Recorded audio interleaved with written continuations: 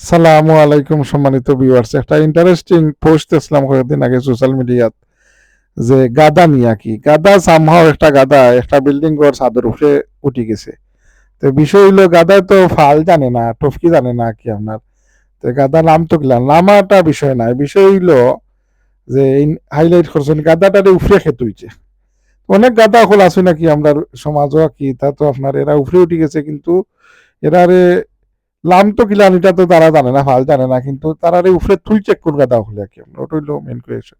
যাই হোক, আর একটা বিষয় যে আমরা আর ওখান তো একবারে করে করে কন্টেন্ট ক্রিয়েটার হলো কিছু যারা তো মোবাইলে এই নই কি সাংবাদিক এই নই কন্টেন্ট ক্রিয়েটার, এনার প্রতি আমার একটা অনুরোধ, আপনারা কোনো এলাকার ভিডিও করবা, কোনো এলাকার ইতিহাস হওয়ার যাও না, ইতিহাস আপনারা জানবা কি লাগান মারুরো মামুর বাড়ির গফ দেওয়ার জন্য না জানো, এমনি প্রাকৃতিক সৌন্দর্য বিভিন্নতা দেখাওকা, এক বেমারি এক অগ্রুজোর পাশে যাওকা, বিভিন্নতা দেখাওকা, কিন্তু এই মারুরো মামুর বাড়ির গফ দিয়া কি মানে সমাজ নষ্ট করি না জানো, সমাজও বিতর্ক সৃষ্টি করি না জানো, যে ও বাড়ি অমুকর ও রাস্তা অমুকর, ইতা কি ইতিহাস না গাইয়া ওটা বড় রাজাইল আছিল আর ওটা টেফিয়াইল আছিল ইতা না হইয়া এমনি প্রাকৃতিক সৌন্দর্য দেখাও কাকে লাগি ইতা যে মাত কথায় বিতর্ক সৃষ্টি হয় ইতা মাত থেকে বিরত থাকবা।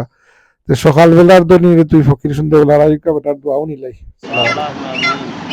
ربنا ظلمنا انفسنا وان لم تغفر لنا وترحمنا لنكونن من الخاسرين.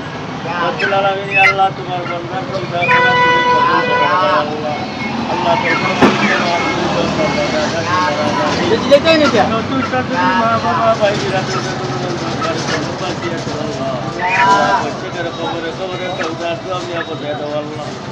আল্লাহ আমার বন্ধারে আল্লাহ তুমি মাফ করে দাও আল্লাহ যে বারাকাতি আল্লাহ তোমার চিন্তা ربنا ظلمنا انفسنا ان لم تغفر لنا وترحمنا لنكونن من الخاسرين. كلمات لا اله الا الله.